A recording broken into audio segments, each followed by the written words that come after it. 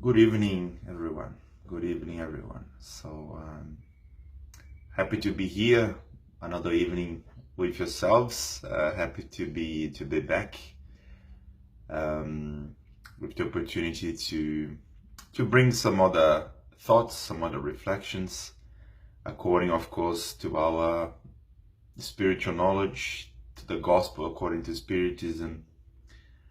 We'll take just a few minutes to make a start, and in the meanwhile, I just ask you to, as you join in, to just settle yourself in a comfortable position, preferably in a quiet environment, a relaxed and calm environment that allows each one of us to have the right, conditions to have a bit of a time for deeper reflection about ourselves. And in a very short time, we're going to be making a start. So, welcome to every single one of you that is joining us, that is watching us. And now, with our eyes closed, I would suggest we make ourselves a small and short opening prayer. And let's elevate our minds, let's elevate our feelings, our emotions, our best intentions to everything that we believe, to be bigger and higher than ourselves. Whether we call these our mentors, our guide spirits, God, the higher being, the universal power. It doesn't really matter which name we give to this universal entity that governs everything. Elevating ourselves and trying to connect with these entities, with this energy in a higher state. We ask for permission, we ask for the right conditions to start this lecture tonight,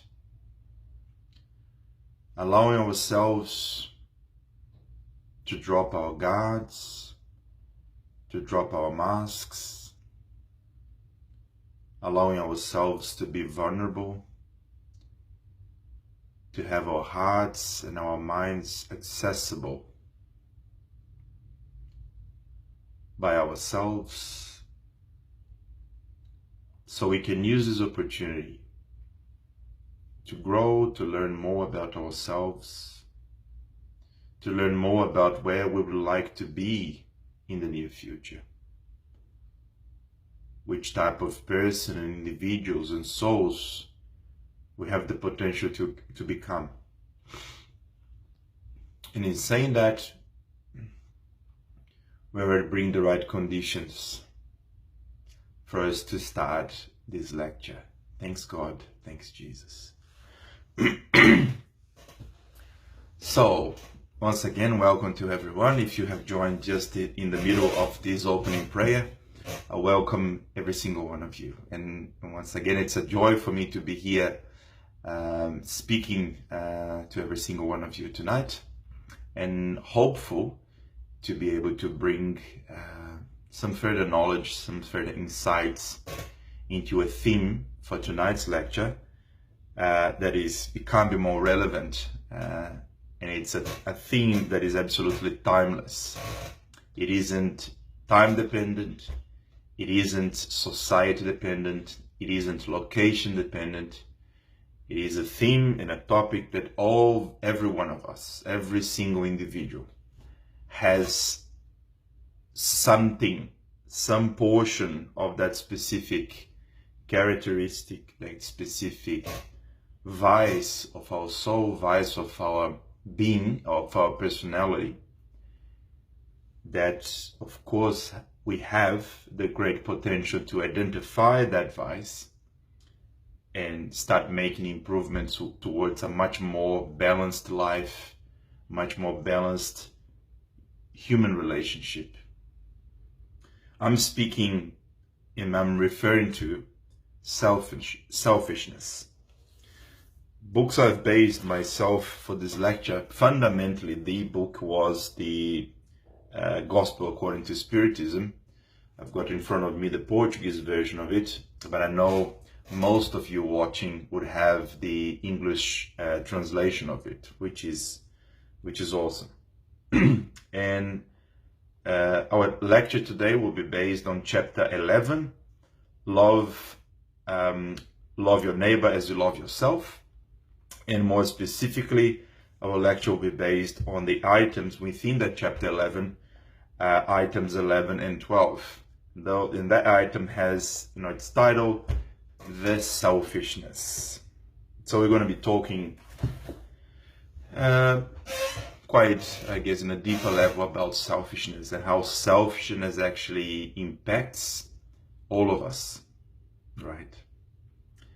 And to make it probably a start, it is necessary for us to, at the beginning of this lecture right now, to acknowledge and to have a step back a little bit and already set our minds, set ourselves in a more humble state right now.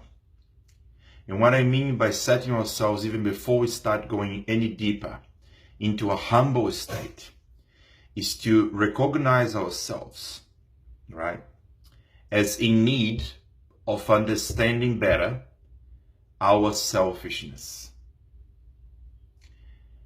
And that's crucially important because we all have various degrees of selfishness.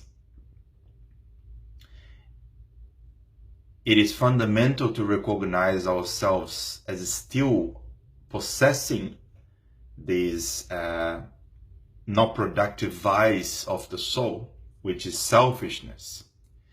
Because if we start listening and hearing this lecture about selfishness, and the first thing that comes to our minds is, poor of those that are selfish, because I actually don't see myself as selfish. So we already tune ourselves to think that this lecture is for others, and this lecture isn't for us. And I would rather suggest that this is not probably the best place to be for making the best use of this opportunity we have right now, you and me, all of us. So even while studying for this lecture, I've had to do that reset in myself and understanding that I am still pretty selfish in a lot of things that I do and the way I act.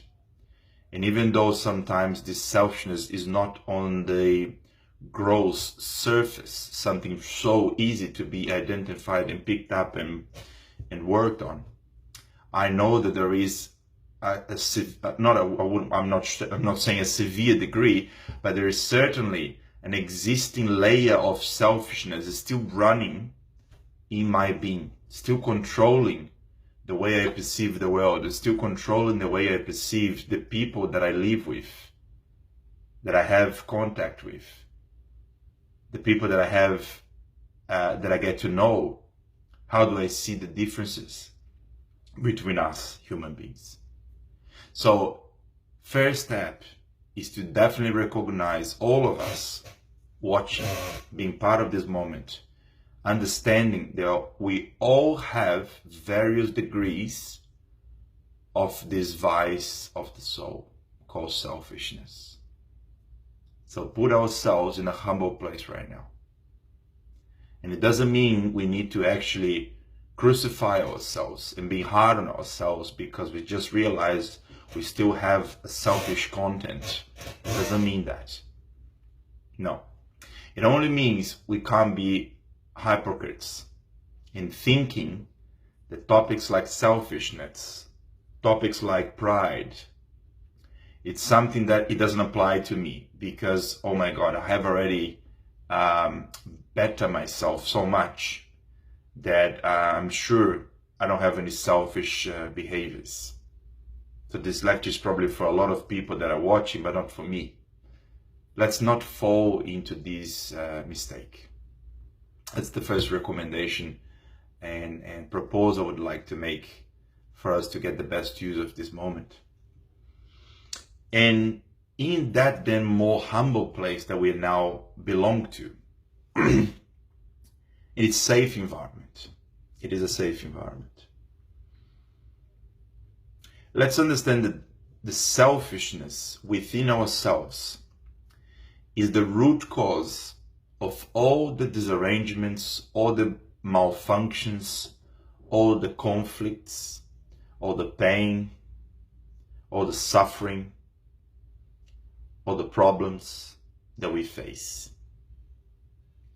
If we truly face every problem we have, if we truly try to dig deep in every struggle we have in our humanly relationships, on the way we feel about ourselves and the way we feel about others, we're going to find selfishness as the cornerstone, as the fundamental piece that triggers a lot of the child feelings or the children feelings or the children emotions. Our pride comes from our selfishness.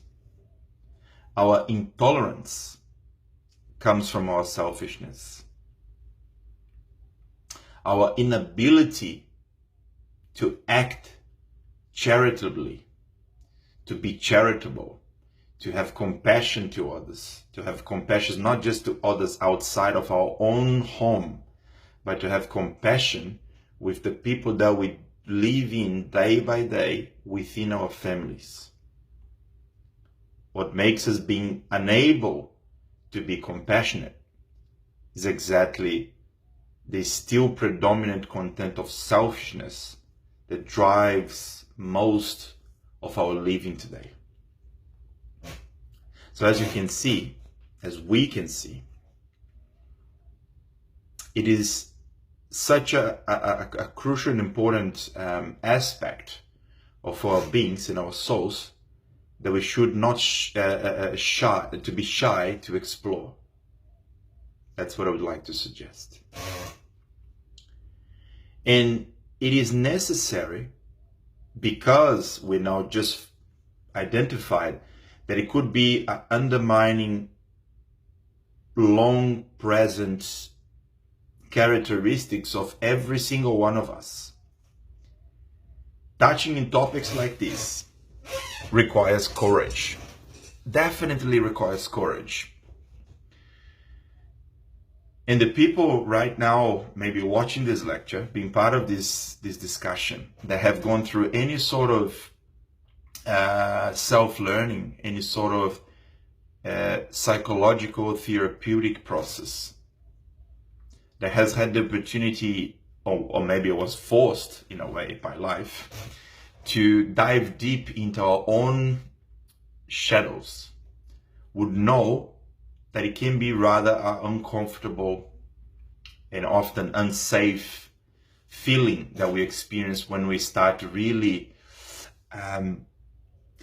turn all of those rumbles over and trying to really put this emotional house in this psychological house in order, isn't it? Dealing with these vices of the soul is exactly the same.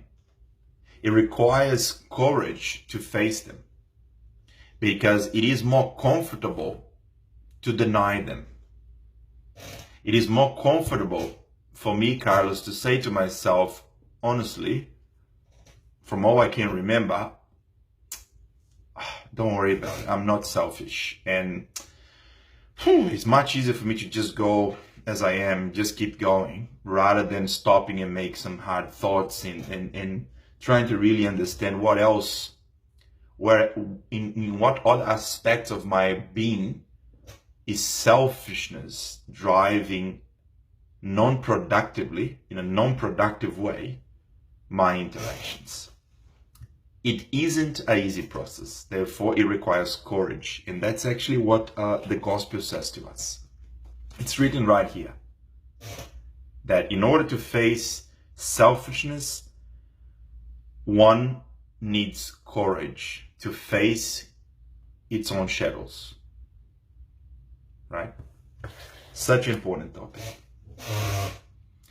And if I go a level deeper then, yeah, and I'm trying to tackle here most of the traps that we could fall through very easily,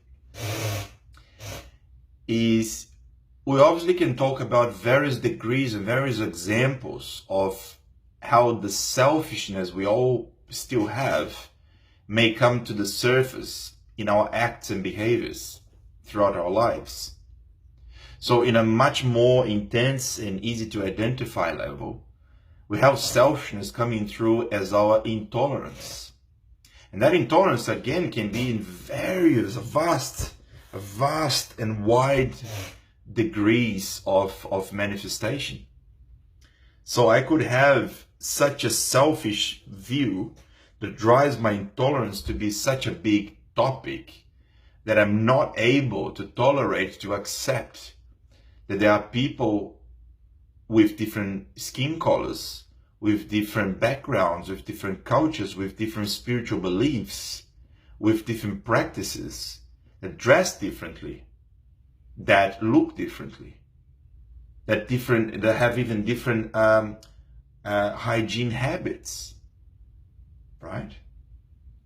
So I become very intolerant to accept those because I still put myself the way I am and the way I've been raised with its traditions, its habits as the right one to be.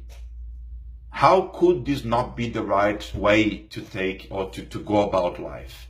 How come this way or that way, or this habit or that habit that looks so different? This must be wrong, right? So this is this pretty, I guess, out there intolerance, driven by, again, our selfishness. Why the selfishness has any relationship with that intolerance is because when I am selfish, really the world revolves around myself. Everything that I do, everything that I act, everything that I think, everything that I believe is the right one. I'm self-centric, meaning everything that comes from me, everything around me is right. The world goes around me. I'm the center of the world. This is the extreme of the selfishness behavior, isn't it? So, but maybe I would suggest, to be more productive in this lecture, on this speech, in this discussion, that we should maybe take a much deeper and subtle example of selfishness. And probably, I'm tempted to suggest that this example will be much closer, probably, to most of us in some way, in one way or the other, to be honest. Selfishness can be very well, I guess, can come through, can be present into our daily family relations. And the selfishness we all have can come through, penetrated and hidden and masked, covered up in various different subtle habits. So who here hasn't yet found yourself or ourselves picking or criticizing our partners, our friends, our kids, into their, and exactly when they fall, I'm just waiting for them to make a small slip, a small mistake, a small comment that I can pick on, and I'll be on it. The moment they say I'm on it, and I very, very skillfully and quickly, I'm on the neck, basically saying, see, you've made a mistake, or look at what you've done. Isn't it? It happens to all the families, happens to all of us, to one degree or the other degree. And I think it's fundamentally important that before we talk about our selfishness and how our selfishness actually impacts the outer world, outside our own house, our own families, let's start actually within our own small families. We all need, we all must, we all have to be able to exercise any improvements we want to actually achieve within our souls right here in the family core, in the family nucleus. Because once I'm able to actually exercise better habits, a change of mindset within my own family, that's the proof that this is probably now already ingrained on my being, on my soul. And therefore, I'm going to be able to practice that much easier, with much more ease in the outside world. Because what we want to avoid is that I become this fantastic person to every single outside person that I meet. All my friends, all maybe my workmates, and whoever is outside of my family home. Oh, everybody sees me as the most fantastic guy. Such a lovely character. Oh my God, this guy is phenomenal. Or this girl is phenomenal. But actually, I am somebody very different to the people that I say I most love. Could be my partner, your husband, your wife, your kids, or whoever is in that home environment. My auntie, my niece, my nephew, whoever. It happens quite often. It happens way more often than we would like it to be. Or way more often do we have the courage to recognize. Remember I talked about courage? It does take courage, humbleness, to look at ourselves and be able to reflect on how are we treating, how are we acting, how are we actually, based on which feelings and principles is most of my interactions with the people I most love being driven from. Is that from a place of compassion? Is that from a place of tolerance, acceptance, unconditional love? Or is that from a place of pride? Is that from a place of conflicting goals? Is that from a place of I'm always trying to make a point that the person that I live with or love is inferior than me? I'm better than them in so many aspects. And that's such a common trap to fall into. Because it's really within our homes that we don't wear any masks. We don't wear any masks within our home, with the people we live really close every day of our lives. And it is exactly because of that we should really reflect not in the way we behave with people outside of our homes first. Not the way I behave and I am, and the way people probably see me or gave me some sort of comments about the way I am from the external world. It is therefore fundamentally crucial that first I reflect on how am I being to the people that I love the most. How am I treating them? How am I behaving with them? Am I using my opportunities of interactions to lift their souls, to gain them the value or to recognize the great people they are, to use my opportunity to shine the light into their qualities so I'm able to further enhance their strengths, or I'm putting all my energy to find their black holes, to find their mistakes, to find their trips, when they trip over. That's what I meant by the trips. And therefore I'm ready to identify their pain points. I'm ready to identify their failures.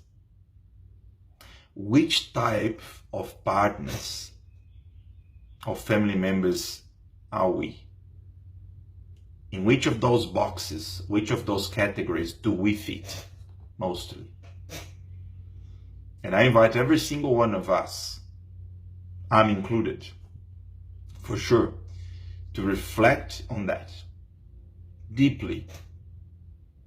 Because charity, tolerance, compassion, unconditional love, always wanting the best for any human being, it starts right here. Starts at your family place, at your home, with the people you live day in, day out. Jesus said to us that the family is the temple of God.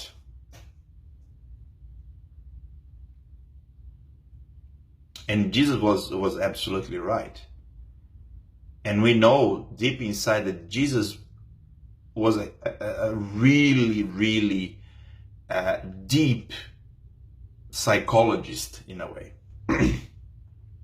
Because he knew that exactly what I just said is something that every single one of us experience, is that really within the family environment, is that the biggest opportunities, as long as we have the eyes to see and we have the ears to listen, is where we're going to be able to find the biggest opportunities for where, in which aspects we need to improve.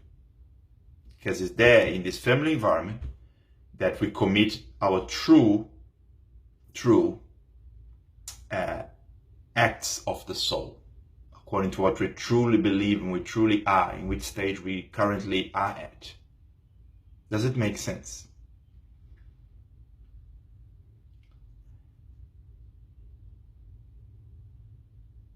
So let's not be blinded. Let's not keep going blind by this underlying pride, underlying selfishness with our family members. Let's have this courage that I've mentioned early in this lecture. The humbleness, the simplicity to recognize that we can look at ourselves in a deeper way. And we can find ways that I could be better, I could be more compassionate with the people around me. And I guarantee every single one of us, that once we have the courage to shine the light on those things, and we start making small steps forward, I guarantee you that your life, the quality of your relationships, it's going to improve hugely. Because you may shift from this small battlefield or this competing environment to a very different energy that is about self-help, self-collaboration, looking for ways to strengthen and shine a light into each other's potentials, so we don't shine the light and emphasize our gaps and mistakes. At least if we do, we do in a careful and loving way, isn't it? So guys, I hope that this lecture actually hit home for at least some of you, because it definitely has hit home for me. And I'm very pleased and grateful to be having the opportunity to study this topic and being able to donate a little bit of my time to bring these thoughts and reflections to every single one of you. Okay, so I wish all of you a great night, a great week ahead of us, And yes, we speak soon. But before we close, let's make ourselves a closing prayer. So in this moment, we fill ourselves with gratitude for having been here in these 25 or 30 minutes of lecture. We thank the highest spirit, we thank God, we thank the Creator, the higher force, the universe, for blessing this moment, for being with us. And we also ask for their continuous help, supporting our souls, supporting ourselves, our minds, our emotions, in this process that each one of us right here, somehow, throughout our consciousness, has committed to make improvements toward a more compassionate, less selfish approach towards our family members first. So thanking God and thanking Jesus for all we have. Through this connection, feeling this extra energy, strengthening our energy, our forces to move forward, to face whatever it is that we need to face. And filling our heart right now with a very light and peaceful and relaxing and happy energy. Just being in the moment, grateful for everything. Thanks all. Thanks for this moment. And yes, I'll see you very soon. Bye-bye.